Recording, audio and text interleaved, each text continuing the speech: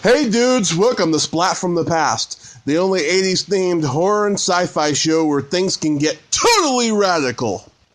Now today I am just fucking excited. This is going to be a great show. I'm going to be interviewing the guy who sings that beautiful, soulful ballad at the end of Day of the Dead, The World Inside Your Eyes. His name is Jimmy Sputzy Sparacino.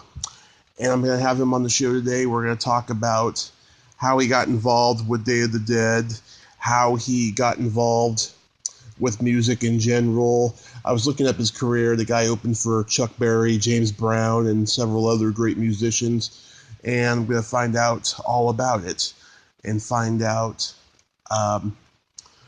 why his career didn't become super successful, because that man had a great voice, just a soulful, beautiful velvet voice. And I can't believe, no one has seeked him out for an interview. I don't know what's up with that, but I will find out. So, here is my interview with Jimmy Sputzy Sparacino.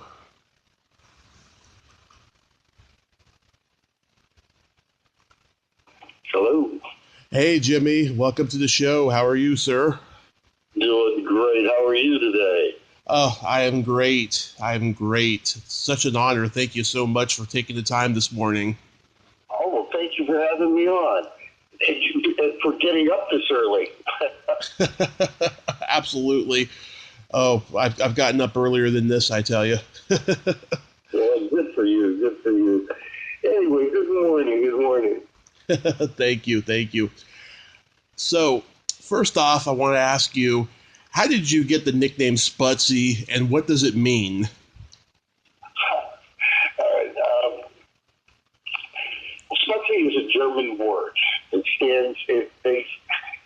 kind of means like a little bird. Those little sparrows that you see out there, the nickname for them in those Eastern European languages is a Sputzy. My last name being Sparacino, originally it's said Sparacino, but when they Americanized it, Right. became Sparacino. And I lived next door to Eastern European people, so I was that little Sputzy. Had nothing to do with music or singing, but, I see. Just a cute little nickname, named after a bird. and the thing was, being in the music business, I kept it, because I think it's a lot easier than Jim Sparacino. Yeah. It kind of identified me, so that was cool.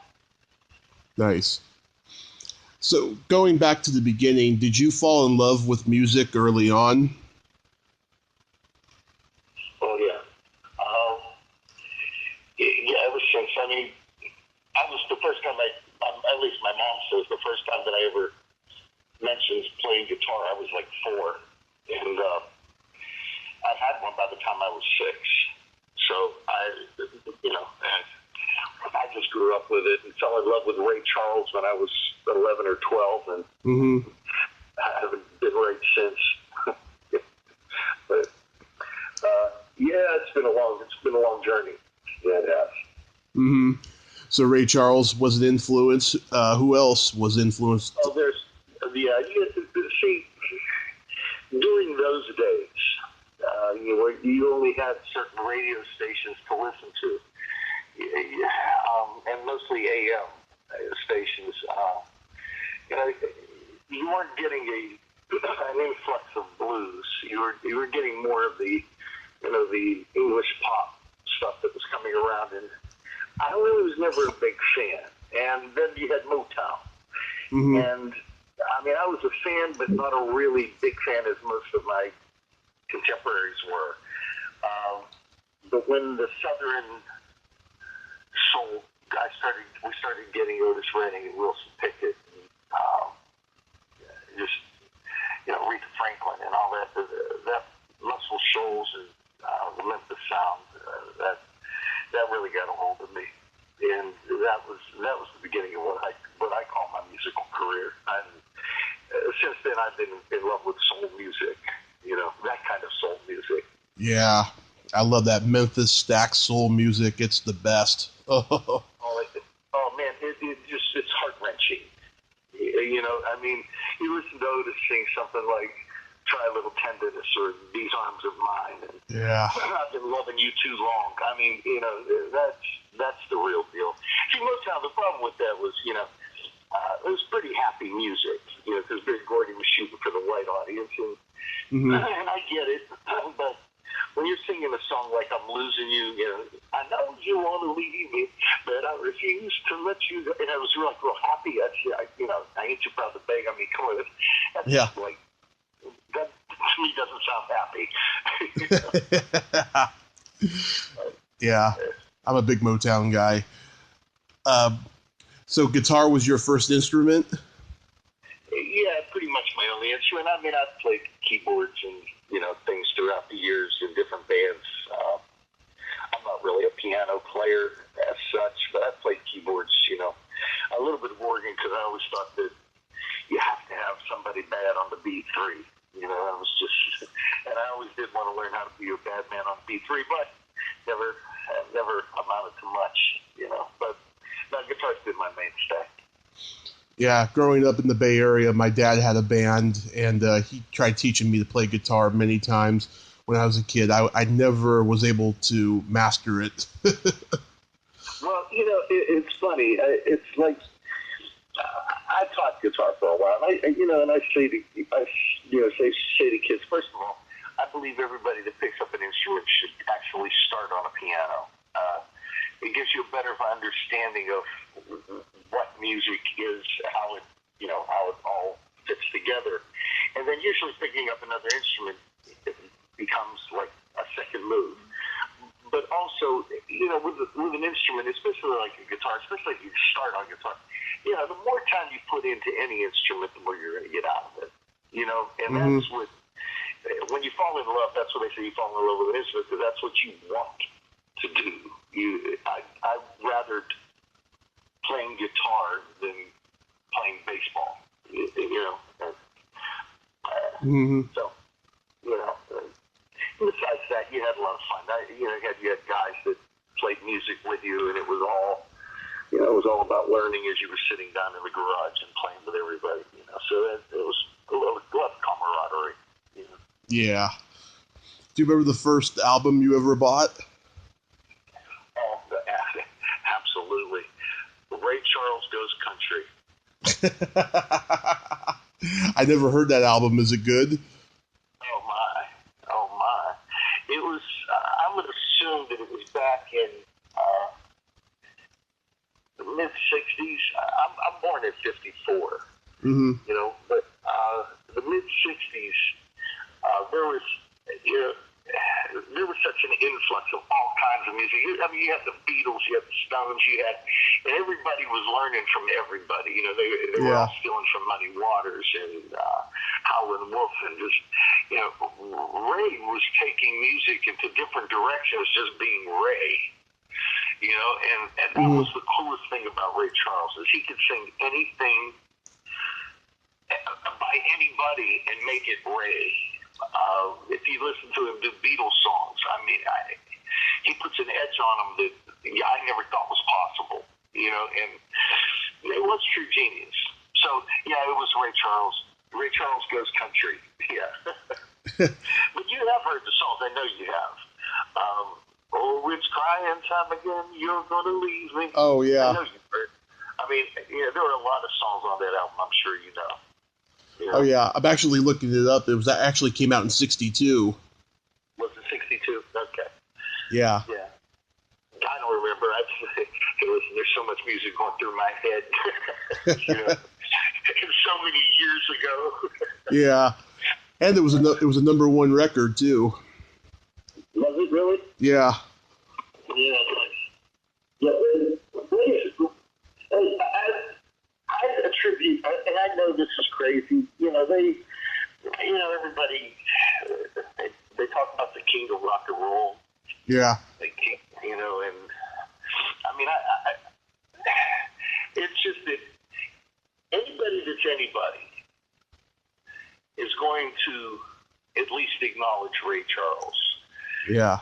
If you're a guitar player, you're going to acknowledge B.B. King. Anybody that's a song stylist, a quote-unquote singer, is going to attribute something to Ray Charles because we all learned from him. And if we didn't learn from him, we learned from somebody that learned from him. You know? Mm-hmm. I mean, it's where it all started, in my opinion. Mm-hmm. Did you ever see Ray Charles live? I've seen him 3 times, and I had the opportunity to meet the man. Oh, that must have been great.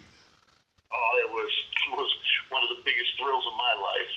But, yeah, I actually got to see him 3 times, and the last time I saw him, I got to meet him. Yeah. I mean, I don't know if you know that. I mean, I've opened up for James Brown. I got to meet James. I got to meet Chuck Berry. Played for him twice. Yeah. I mean, I've opened for some really, really very cool people. Mm-hmm. And it's been a journey, you know. It's been a lot of fun. I'll give you that. Mm-hmm. Do you remember what your first concert was? Absolutely. It was Led Zeppelin and Brownsville Station opened for them. Smoking in the Boys' Room. Oh, man. Yeah, I know. It was, oh boy, that had to be in 1972, maybe. Yeah, 72, 71, 72, I don't know. When they were in Pittsburgh. It might even been 70. But yeah, jeez. Yeah, that was a good concert. That was my first.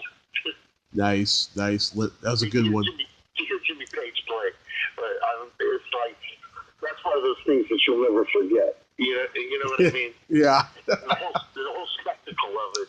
At that time, I had never seen anybody play guitar like that. You know? Yeah. There was like a whole wave of guys that were playing like that. There was Leslie West and Mountain. Yes, sir. Yes, sir. You know? That whole era, and then we have to thank, you know, Jimi Hendrix for all this. You know, I mean, bringing the sound to he and Clapton and those guys that just, like, moved over, those guys that just took guitar and made it, like, you know, what it is today. I mean, you know, they put distortion on it through going through amps and playing around with different pickups and doing different, I mean, what innovators, you know, to take that instrument and do what they did to it, you know? Mm-hmm. And you started playing in bands in high school? Yeah, actually, it was before then. I think my first band was like in 8th grade. A band called the Timepiece.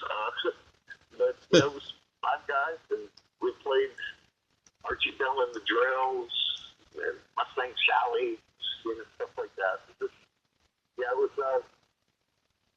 listen, in high school, the best way to meet girls was to play music, you know? Yeah. And when you're like 13 years old, that's pretty much all you're thinking about, you know? Yeah. Yeah, a lot of musicians, they start off, you know, playing music, you know, they get girls, and then they figure out down the road that they actually love what they do. You know, it's so funny that you said that. I had that conversation last night. Really? Yeah, I had that exact conversation last night. But we were talking about how we got into this. Mm-hmm. And his thing was that he had 2 different groups of buddies. He had the football players and he had the musicians. Mm-hmm. And he said he found out that he didn't like drinking on Fridays and Saturday nights with the guys in, you know, out in fields and, you know, bonfires and stuff like that. He liked drinking with his other buddies at the club where they were playing music. I mean, that's, you know, it's amazing. Yeah, music was a good thing for, I mean, you know, it was a lot different then than it is now. Yeah. I mean, a lot. You know, there were record companies and there was something to strive for, you know. Yeah. The way it's all going now, I can't understand. Yeah, don't get me wrong, the internet has been great, but it's also cost musicians a lot of money. Oh yeah, it's a weird business now. It's that way for music. It's that way for movies. I mean, it's just weird now. It's just weird. I don't know how it's going to go in the future. But but the thing is people are always going to want to be entertained, even when even when the economy is down. They still find enough money to go out. Right. And musicians, I'm a road warrior, man. I mean, I've been playing. I am now 64 years old, and I've been playing music for 50 odd years. Mm-hmm. And on stage, I've recorded a lot of stuff. You asked me about something. You asked me about the Day of the Dead, didn't you, the other day? Oh yeah, I'm going to ask about that. Yeah. Okay. Yeah, but I mean, being on stage and playing and doing all those, doing cover music and doing original music, I mean, it's been a good life. It's like, we say all the time, I live the life of two guys. I'm a family man. I've got two beautiful daughters, Mm-hmm. that I love dearly, and I finally got a grandchild. So, I mean, it's like, it's been a good life. It's better than working in a steel mill, because I come from Western Pennsylvania. Yeah. And it's a whole lot better than that, in my opinion. Oh yeah. I mean, Pennsylvania is the steel mill capital. At one time it was, and it's not anymore. You have more going on in Birmingham, Alabama. Man. Yeah. In addition to opening for Chuck Berry and James Brown, I also noticed you opened for Chicago. What era was that? That was in, I'm going to have to say that was probably, it was in there, probably around 1990, about 1990, 91, now that I'm thinking about it. It was during the time, they're still huge. I mean, Yeah. I mean, they're pretty much, truly, they're pretty much a tribute band now. I went to see them live a couple of years ago, and there was only, two of the originals. But when I played with them, there were quite a few more originals. Terry Castle, unfortunately, was not with the band, but, it was in the early 90s. I had a band called the Soul Providers. Mm-hmm. That was the band we opened up for Blood, Sweat, and Tears, Chicago. It was a 10-piece, 9-piece at one time, and then 10-piece later horn band. And we did all that stuff, Yeah. The big tunes of the 70s with the horns. And we emulated all those guys. It was, that's where you grew up. You always liked that edge. And those guys had an edge. Chicago changed the face of music. Mm-hmm. They brought that big band into the rock and roll world, and those guys went to the S&T, they just, they did something that had never been done before, So, yeah. Yeah, so you got to open for them when they were in their AOR phase. Exactly. Yeah. Exactly. And I mean, opening for Hall & Oates, probably the nicest human beings I've ever met on the face of the earth. Mm-hmm. They were so nice. I mean, I have to admit, David Clayton Thomas was real, like he was appreciative of what we were doing, because I mean, at that time he was in his 60s, and we were in our 30s and early 40s, and he was, he saw where we grew up. Yeah. And he really was. He was touched by what we were doing. Yeah. And, I mean, they always talk about people like that get up into the, and they don't want to be bothered. And it's not, it's funny. Those guys, I think they don't want to be bothered by drunks. Yeah. Coming up to them, hey, I remember you from 1974. I mean, how many times they've heard that? But yeah, when you're playing a style of music that they incorporated, they look at you like, yeah, we did something. We touched some people, you know. Right. Yeah.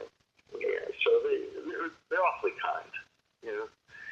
Yeah. I never did do the headlining thing, but you know, we did the backup and we did the, you know, the opening act thing. I mean, I've opened for so many people, and again, a lot of the people that you know, the bands I was with open for, you know, they kind of respected what we were doing, because we were, you know, we treated it as music first, you know. Mm-hmm.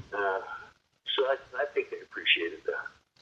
Yeah, and when you're working with them, you know, they treat you like peers, you know, because they see that you're not just fans, that you're also like them, you know, they're contemporaries. Well, yeah, and they also know that you took the time to really sit down and listen to what they put out, you know, and you learned from them.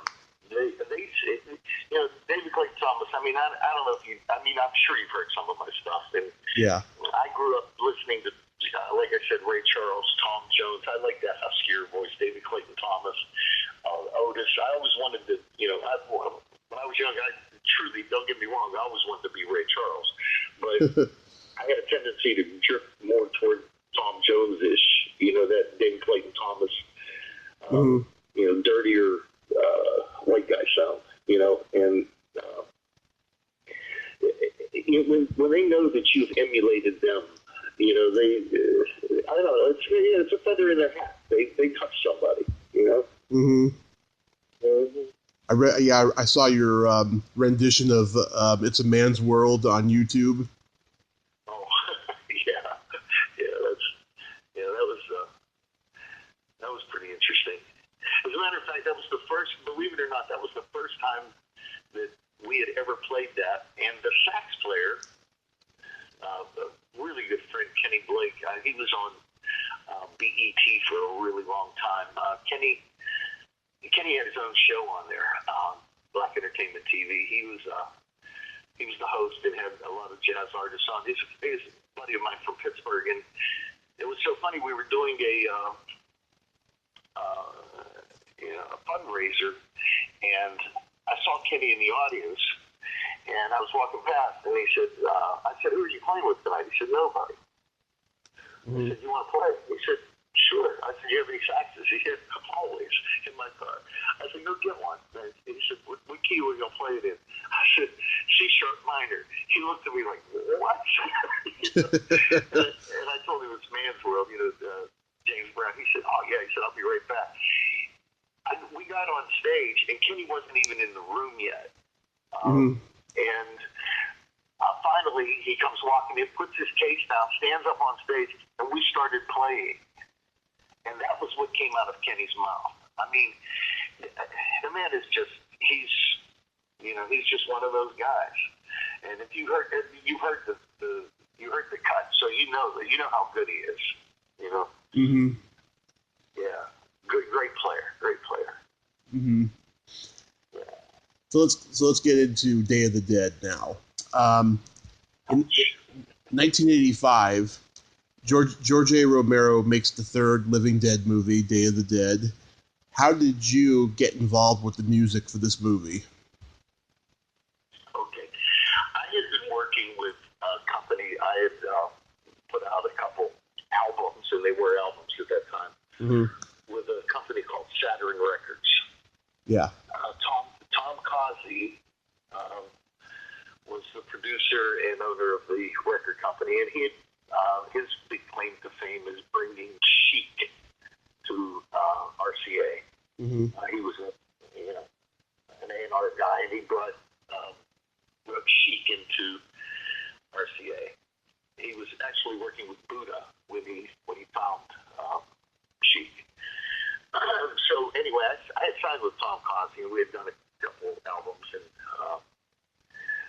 Tom ran into somebody, I'm not even sure which one it was. I think it might have been Harrison in New York.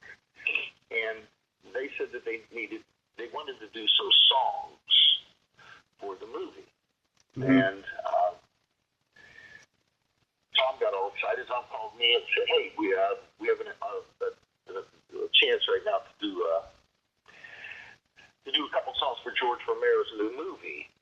interested? I said, gosh, yeah, okay. He said, well, we need these pretty quick. He said, they gave me a part of a script. He said that they want the songs to be written about. Mm-hmm. Now, I don't know how familiar you are with the movie, but there's a scene. There's always the conflict in every one of his movies. Right. You always have somebody that wants to run away, go live on an island, and start a new breed of people. And then you have the other side that wants to stay and fix the epidemic that's going on. Right. Well, they gave me a script. They gave me a 2-page script of the two stars, the guy and the girl, talking just about that. Like he wanted to go to an island and restart the human population, and she wanted to stay and find the cure. Right. So Tom says, I need a song written about this. I said, okay. So that was approximately 11:30, 12 o'clock in the morning, and he said, no, we need this pretty quick. I said, all right. Well, about 5:30 that evening, he calls me up and he says, so what do you got? And I said, what I got about what? He said, that song. I said, the one you gave me this morning. He said, yeah. I said, well, nothing. I said, when do you need this? He said, now I need this by tomorrow morning. It has to be 7 a.m. It has to be in New York. Well, oh, okay. So he said, listen, I'm on my way. I'm passing through. I'm picking you up. I'm bringing you up to Jerry Records. He said, we have studio time tonight at 7. I need something. And so, the only thing that was on my mind was, after I read the script was, it really doesn't matter what you think or what I think. It's all going to be about God. It's all what God wants. So we're talking about the world inside your eyes, the world inside my eyes. That's what we're talking about here. So on my way up, I'm writing lyrics in his car, and I get to the studio. Jim Blazer's already there, and he's got a rhythm track going. And I go and I sit in the control room, and I start singing my lines around his music, and we started changing some things to make the music fit the lyrics, and by 4 a.m. we had that out. It was done. It was gone. So, and then they accepted it. They took it, and then they wanted more. So, I forget, World Inside Your Eyes was first, and then, what was the name of the other? Tomorrow Comes. Yep. Right. So, that's how that all started. We ended up putting on the Dead Walk. I don't know if you heard that one. It was a dance tune about all the because they had the way the Michael Jackson Thriller, the way he did the dance. We came up with the Dead Walk. So it was interesting. It was a fun week. Now were you familiar with the other Dead movies? Oh yeah. At that time I was into the gore. But I can't do that anymore. I guess I'm getting older and that stuff. Yeah. It's just not happening for me anymore. But yeah, I was familiar with the other movies. The funny part is that I went back after we did that stuff. Went back and actually watched those movies to get the main theme, and we were pretty right on the money. It was luck. To find in 2 pages of script what he was actually doing in all 3 movies, it was pretty lucky. And Romero got to meet him, and Tom Savini and those guys that worked on the movie. And Tom Savini, actually, there's a town south of Pittsburgh Ness in Pennsylvania, and that's where Tom has his school. Mm-hmm. For makeup, yeah, for that kind of makeup thing. And I've met Tom quite a few times. Yeah, I met Tom at a convention a couple of years ago. He's a pretty interesting guy. He just sits there and he doesn't talk to you unless you ask him a question. Well, and that's funny because I thought that too. I had the opportunity to have lunch with he and a couple of guys that were working on. I can't remember the movie that they were doing in Pittsburgh, and I met up with them. And I just saw them one day as I was having lunch in a place on the east side of Pittsburgh, and I got to sit with him. He's a heck of a nice guy, and he is full of fun. If you catch him at the right time, I'm assuming, Yeah. But some of those guys. I mean, that's got to be a weird thing, in my opinion. Just the gore. I mean, it's just like, I can make that. I can make that happen. I don't know. I guess my mind doesn't work like that. Yeah. I've also interviewed Lori Cardeal and John Amplis. They're very nice people. Yeah, Lori, I got to meet her once. She's a sweet lady. Are you familiar with who her dad is? Oh, yeah, Chili Billy. Yes. Yes. See, there's something about... How old are you? I'm 35, but if you saw my movie and record collection, you would think we were the same age. Well, at 35, see, you don't remember life before cable. Yeah. There was a time there were only 3 stations, on TV. Like, I remember those days. Yeah. And Bill Cardill was huge in Pittsburgh. I mean, his TV show,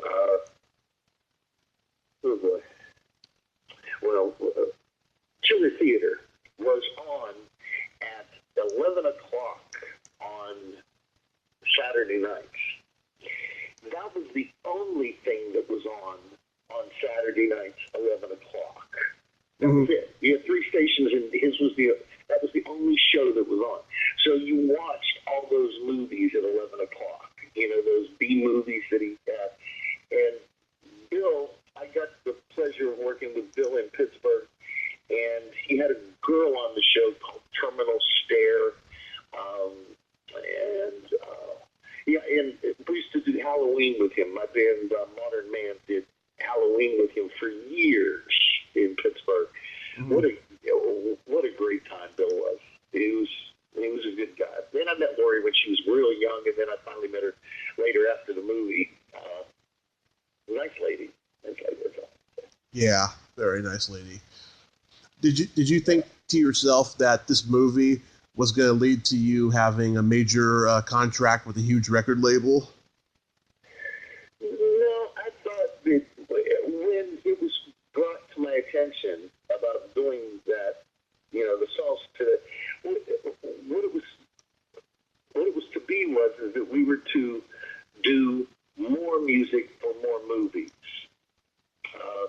That was the intention. And that never came about. It's just what music business is, and it was. Yeah. At first it was kind of like, well, hey, Tom Cosby, Tom, what's going on? Are we getting? No, we have this work and this work and this work, and then none of it ever came to pass. But no, it wasn't about record deals at that time. I was pretty much being a family man at that time. I was working in the studio, writing a lot of jingles, doing that kind of work, and a lot of studio work. It's my 9 to 5 was going into the studio writing 1-minute commercials at that time. Right.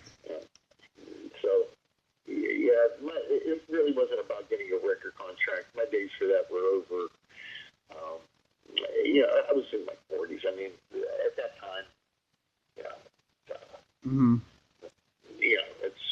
I was in my late 30s actually, and it was, it was over for me. I mean, you have record companies at that time. Record companies didn't want anybody over the age of 18, 19 because they couldn't make their money back. Yeah. And my style of music was headed out the door. during those days was not R&B, I want to call it. Maybe not soul music, but R&B was not what the masses wanted. You know, Yeah. Unless you were Hall & Oates or Boss Skaggs or even Huey Lewis and the News. right, which was more pop, you know. And don't get me wrong, I mean, there's a touch of soul in anything, in everything. I mean, even Lady Gaga. I mean, you know, there's a touch of soul. I think soul is where you find it, you know. Mm-hmm. And all of them grew up. I think everybody grows up, and it all stems back, you know, to Ray Charles and to Muddy Waters, and you know, I mean, I think that's where it all stems back from, because they touched our lives. I mean, they touched the Beatles, they touched the Stones, they touched everybody that they got in contact with, you know, just so. You know, but the point was is that they pulled it into pop music, and that really wasn't my genre. Don't get me wrong. I mean, I played my bands in the '80s, a band called Gigolo and a band called Modern Man, and we were all about top 40 dance music. I mean, that's, you know, we were toward the, you know, the urban side rather than the white pop that was going on, you know. Right. But yeah, my heart still leans toward, you know, the soul of Memphis and, you know, Muscle Shoals like we were talking about earlier. It's just that right there has a depth that music, to me, other music just can't touch, you know. Yeah. I don't know. You know, even the old blues stuff. I don't know. When you get into the old blues stuff, there's just so much emotion that is brought about by certain lines that you can almost taste what they're singing about, you know, and that's when you know you got something. Yeah, when you can feel it, you can taste it, your heart hurts, you know. Yeah. That's when you know you got it. But some of the stuff that I hear nowadays, I mean, it's a little tough to listen to, in my opinion, you know. It's barely music now. It's just corporate crap is what it is. You know, a lot of it is, and that's such a shame. I mean, you know, when I hear, you know, and I think that's why there's a resurgence of blues. Like when you get guys like Kanye West, I mean, you know, don't get me wrong, I'm sure he appeals to a lot of people, and God bless him for doing what he's doing. You know, in my opinion, it's just not, you know, it's not going to ever touch my soul. Now, but there is a resurgence of blues. If you see, it's almost every city has a blues section of town, and I'm not sure if it's because the musicians, but they're getting older. But it's younger folks. I'm seeing these great guitar players coming up that you know, they're playing blues. They're playing stuff that, geez, I mean, stuff that was out in the 50s or the early 60s.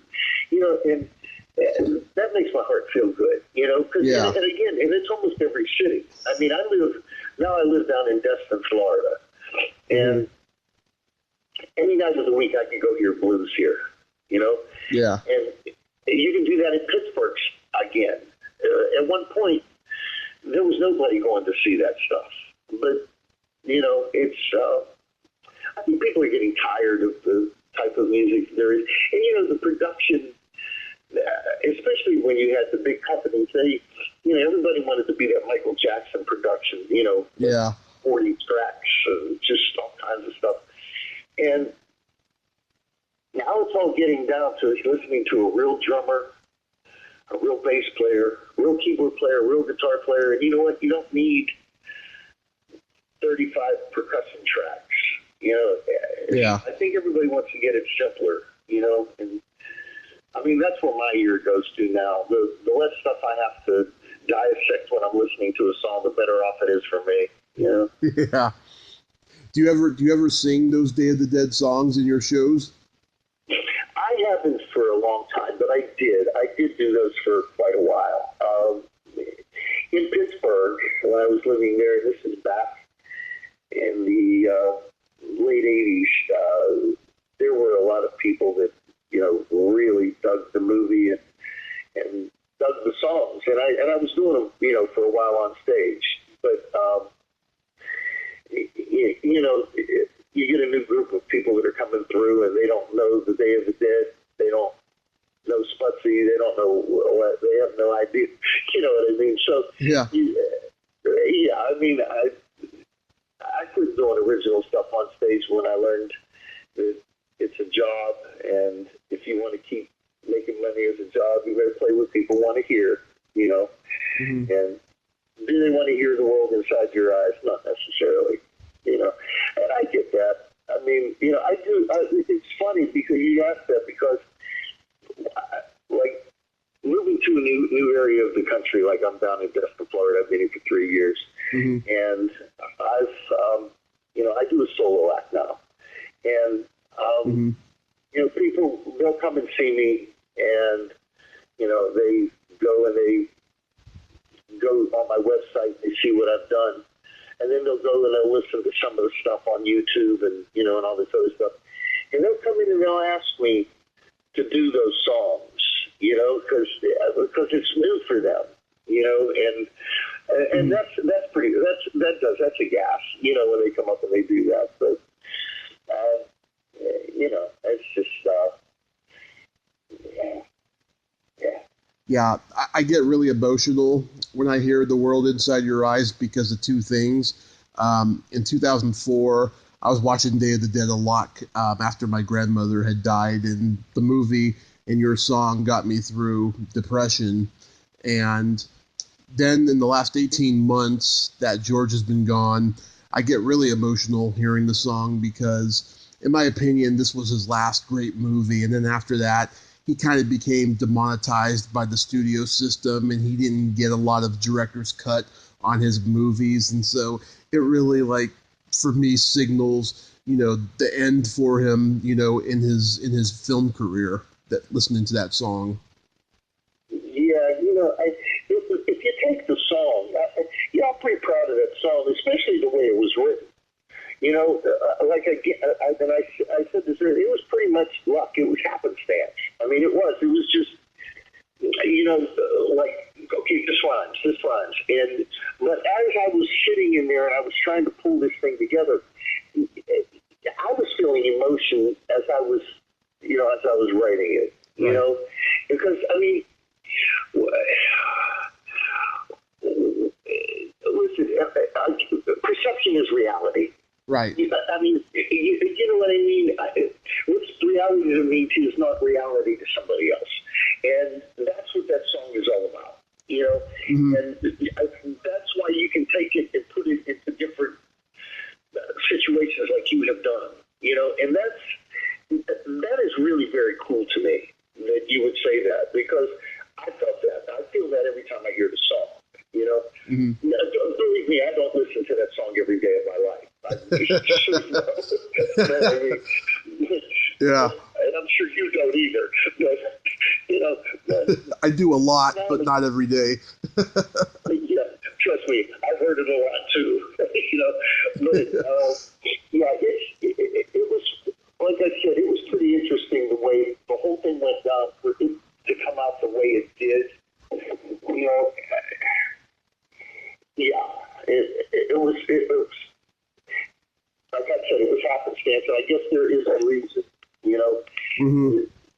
that God allowed me to do that, and I, hey, thy kingdom come, thy will be done, if tomorrow comes, Mm-hmm. I mean, that too, right there's another one that just got me, Tom Coffey, the producer on that thing, Yeah. he really had a good insight on what was going on. And when you have a guy that can sit there and say to you, he wasn't musical. He wasn't a musical kind of producer. He was a feel kind of producer where he couldn't explain to you musically what he wanted, but he could direct you. He could put you in a direction that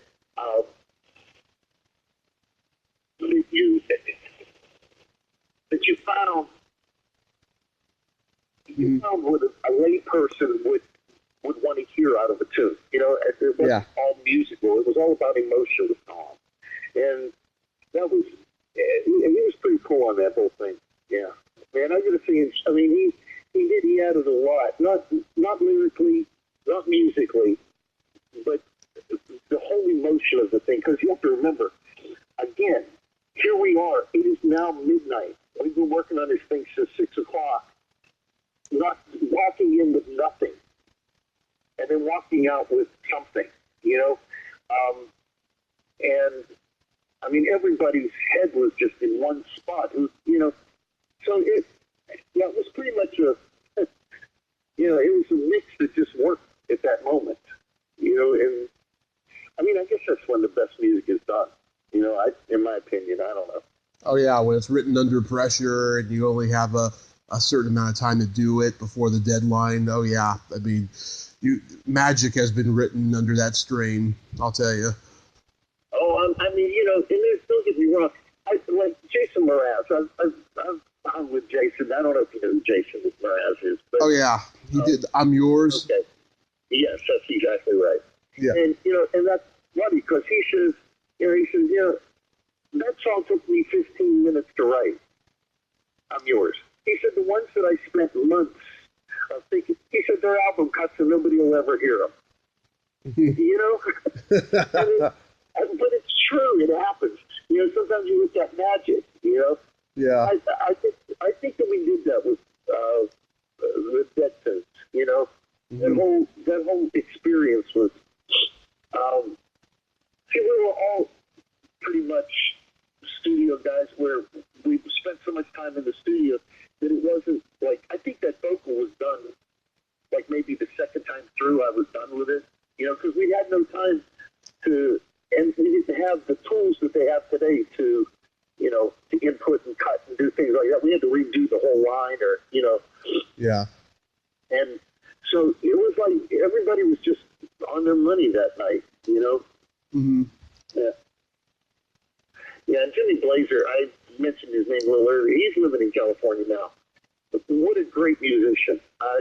He has a lot of credit coming for that because that man, he found a vibe, and it was an '80s vibe. You know, if you listen to the instruments, they're all '80s sounding. I mean, you know. Yeah. But that's what we were doing back then. You know, so we thought it was cool to put it in the movie. I mean, to use that style of instrumentation. You know, he was using the X7s and cheesy drum machines, and you know, but it worked. It worked. Yeah, John Harrison's score is definitely 80s in that movie. Oh, absolutely, absolutely. And that's one hell of a nice guy. He's yeah. I only got to spend a little bit of time with him in LA when they were doing the final mixing and doing all this stuff, and but he was appreciative that we took what he had and changed it up and did what we did with it, you know? Yeah. Because it all kind of fit together, you know? It was a good theme going through the movie. Mm-hmm. Have you ever gotten invited to the annual Living Dead weekend in Pennsylvania? I actually was invited twice, and both times I was out of town. I couldn't make it, but yeah, I was invited. I'm one of these guys. I don't do that kind of thing. I'm sorry. It's not. You know, I mean, don't get me wrong. I have people that come up. I have people that have that album that I run into every now and again. I mean, you have to remember, this is like 30-something years later, asking me to sign an album that I did back then. I like, that just amazes me. Yeah. You know, first of all, that they have it, because there weren't that many made. You know, and that they have it. It's a collector's collector's item in England, from what I understand. I don't know exactly what's going on with that, but yeah, they was, so it's real interesting. That's all. I mean, it was an interesting time. Yeah. You're talking about the actual vinyl record too. I'm talking about the actual vinyl record, not the cassette. Mm-hmm. Because it only came out on vinyl and cassette. You know, I mean, unless there is a CD of it somewhere that I don't know of, but I haven't seen Tom Clancy for a very long time. I don't know where he is now. I think he got out of music, but yeah. So you kept on playing, and you still do now, as you said, you're solo now. Right, yeah. I do a okay, most solo guys out here playing with acoustic guitar, that's not my forte. I like to play. Yeah. So I play with tracks, a lot of them that I made, but I use real drummers. I use real instruments. I'm not into that. I mean, don't get me wrong, they have the equipment now that you can really do some really fine things with tracks, but I'd rather do the live, because to me there's nothing groovy, or I guess is a word for having a real drummer, and a real bass player, and so, but I play with tracks. I'm a lead guitar player, so I play like a lot of Santana, a lot of Clapton, a lot of nice. Stevie Ray Vaughan, and I'm doing a lot of that stuff here, which makes me different than everybody else that's around, because everybody's doing the acoustic thing, and I mean, and that's cool. I mean, it's it's all what your heart says to do, but I just can't stand there and strum an acoustic guitar all night. I would lose my mind. I just can't do it. But yeah, and Florida's a good place for me now. It's funny because the age group of people that are here understand, and they like the music that I play. It's funny because we have down here, we have what they call snowbirds. Yeah. The folks that come down, and being from Pennsylvania, I had no idea what a snowbird was. I'm thinking all these old people are coming down from Canada and Wisconsin and stuff, and thinking that they wanted to hear Sinatra and stuff like that. And these guys, they went to Woodstock. So like they dig Santana. I play Hendrix and they go nuts. It's just, it's for me, I finally found a place that appreciates the stuff, and I do some Ray Charles, and I do things that now that I don't, I'm not really worried about, at this point in life, I'm really not worried about pleasing everybody. That song Garden Party, you can't please everybody. You might as well please yourself, Yeah. And I feel that if you do it and you do it with conviction and you're doing what you love, people see that you love it, and they appreciate that, whether they like the song or not, but they appreciate that, you really do love the music and you're going to play what you love, Yeah. I know this one guy, he's had a band for almost 20 years now, and he says the reason why they're not signed is because he blames social media for that. People looking at the numbers of how many followers you have. Yeah, followers. I mean, music's going to change. It's going to change every day. Every day, not years, not decades. It's going to change every day. Yeah. And like KC and the Sunshine Band. Disco sucks. Listen, KC was a soul band. That really wasn't a disco band. Right. People put labels on things, and to me, I either consider it good music or not good music. And one thing I don't ever want to get caught up in is playing bad music.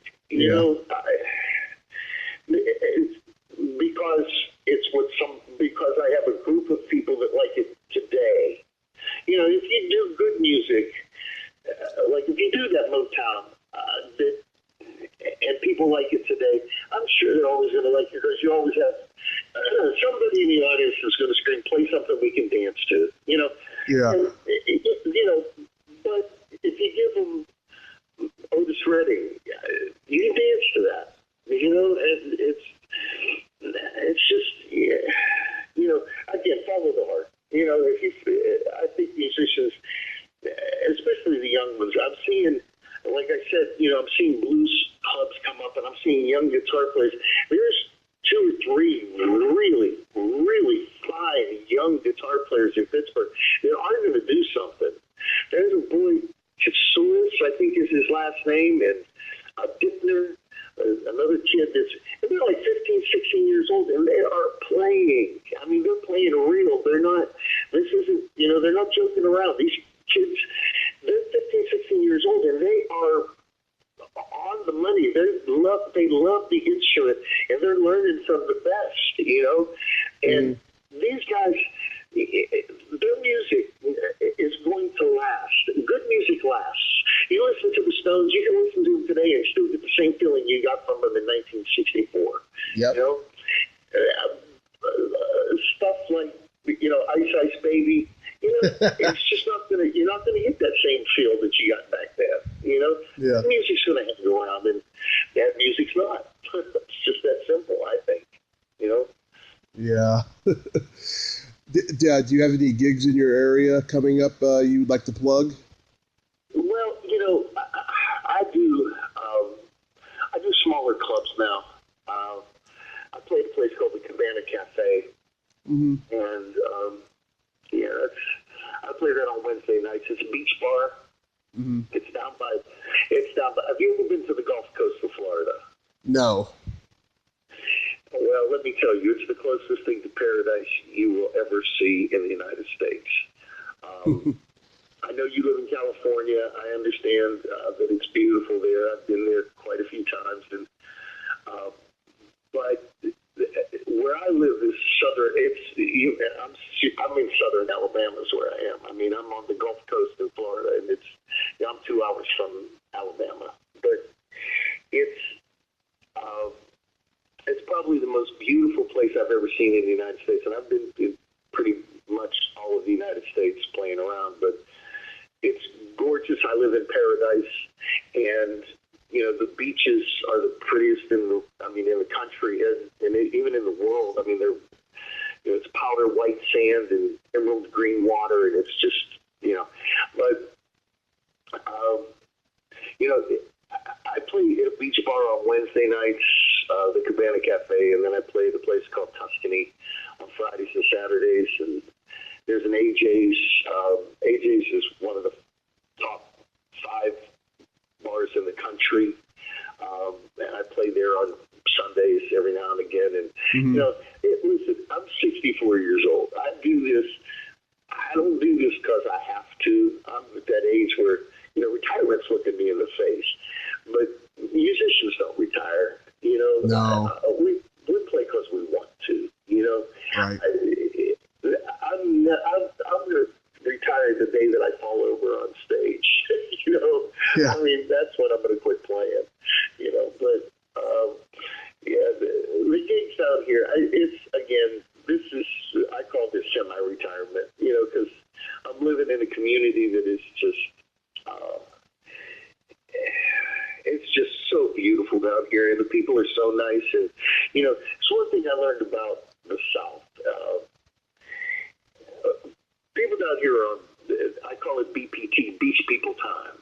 Yeah. Nobody's gonna hurry to do anything, and that is just so cool. It's so laid back, and it's just, and the thing is, being down here, these people grew up with Muscle Shoals, They grew up with Memphis music. We in the North, we grew up with Philly and Detroit, and, we grew up with that kind of music. And that, don't get me wrong, I like that kind of music, and I played it for a lot of years, but down here, they're into that, the real soul music. You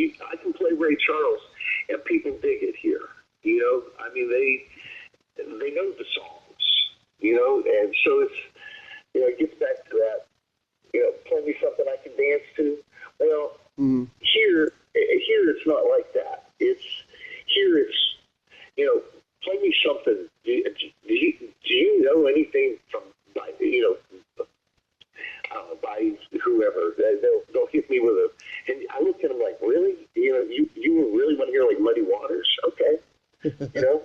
Yeah. That works for me. That works for me. Yeah. Yeah. But, Were you affected at all by the hurricane that happened a year and a half ago? we just had one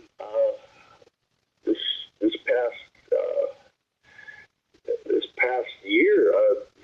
Michael came through, and no, it was headed Good. directly at us. It was 30 miles off the coast when I left. I got out of here. I went over to Biloxi, Mississippi, to get out of the path, and then it came like within 30 miles and then went east. Destin, Florida has been blessed the last 3 hurricanes. Not one bit of trouble. Now, Panama City and Mexico Beach were devastated. This last one, Michael just plummeted. There is no more Mexico Beach. And that's a little east of Panama City. There is no more Mexico Beach. The homes are devastated. I've been out there twice, bringing water and supplies just to, drop off. And they couldn't even take any more food because the food was rotting by the time they got it to people. So we were just bringing cases of water out, but it's just, we did not get hit. Thank God Destin was not affected by those at all. I mean, there were a couple places that were right on the water that, the docks got destroyed. But all in all, it was pretty mild here, That's good. There's one thing that they say, category 1 and 2, people don't even care about. They go, no, it doesn't matter. Category 3, they go, we're going to have a party, a hurricane party. Yeah. This was a hurricane. This was a Cat 4, and by the time it was hitting land, it was a Cat 5, Category 5. There were people lived here all their lives were afraid. That was Michael was a bad one. It was really devastating. And they say here, we have the largest Air Force base in the country, Eglin Air Force Base. Yeah. And they say you don't have to be worried until they move those planes. And the Tuesday, the hurricane hit us on a Wednesday. But Tuesday morning, when I left, I was watching the Weather Channel, and it was supposed to be a Cat 5 by the time it hit land, and it was headed directly at us. And I went to the local news station, and they were moving the planes out of Eglin Air Force Base. I was like, no, I think I have to go too now. Yeah. And then in Biloxi, people were on their cell phones trying to get in touch with people from their communities and getting all the devastation reports, and it was just heartbreaking, Yeah. Yeah, it was bad. It was bad, but no, the Destin area did not get hit. Thank God. Yeah, our whole town was attacked by fire over here, unfortunately, but luckily it didn't hit our apartment, so everything's good. Now, what part of California are you in? I'm in Redding. I'm not sure I know where that is. It's 2 hours away from Sacramento and about 3.5 hours away from San Francisco. It's a small little redneck town. More north. Yeah. Yeah, you guys said that too. Yeah, that's, it doesn't matter where you live. You got something going on. It all depends on what you want to deal with. You want to deal with fires, you want to deal with hurricanes. You want to deal with, seriously, but listen, you and I both know that when the fires aren't going on or the hurricanes aren't here, we do live in paradise, I mean, we can't argue with it, just to be alive is a good thing. Oh. How old are you? 35. 35, you said that before, yeah, you'll see. Yeah. Today's the 4-year anniversary since my car accident. I'm so grateful to be alive. I spent 30 days in a coma. Oh, my. Wow. God bless. Yeah. God bless. Yeah. It's, every day's a blessing. Every day. And, and how blessed I've been to be able to play music for a living all these years and have people still pay me to do what I do, to do what I love. Every day I get up, and it's like, I tell people all the time, they go, well, how do you do this night after night? And it's easy, because I get up there, and the only thing that I think about every night when I get on stage is, how can I do this better than I did it last night? Right. How can I make this just a little bit different to make it me, a little more me? Or how can I make this one guitar lick that I do, or this vocal lick that I do, how can I change that to make it me a little bit, Yeah. And, I mean, it's a constant growth pattern, and I think that's what music is. You never learn. The only thing you ever learn on an instrument is how much you don't know. Mm-hmm. The more years you put in, the more you realize how much you don't know. It's true, Mm-hmm. But, yeah. It certainly does. Well, Jimmy, I thank you so much for taking the time this morning. This was so great. Man, thank you for inviting me on your show. I greatly appreciate it. It's so nice to have you guys even know that I'm alive. Yeah. It really is. It really is. It's an honor. I appreciate it. Yeah, I was trying to find you for the longest time, and I'm glad I did. And I hope someday, I could see you perform live if I'm ever in Florida. Well, I would appreciate that. I do go to Vegas every now and again. I play in, there's a blues festival, Blues, Brews, and Barbecues. It's in Vegas. I played there. I haven't played the past 2 years, but I was playing it for a long time. If you see that Blues, Brews, and Barbecues, and just check it out, see if my name's on it. Mm-hmm. Love to meet you. Love to meet you. Yeah, that would be great. I'll be the one yelling, "The world in your eyes." I love it. Well, hey, man, look, thank you so much. I greatly appreciate it. You might want to go back to bed. It's still real early out there. Yeah. All right. You take care, my friend, and hopefully I'll talk to you soon. Oh, my pleasure. And I sent you a friend request on Facebook. That sounds like a winner, brother. All right. Thanks, Jimmy. Have a great day. You do the same. Okay. Bye-bye. Bye-bye. Well, there you have it.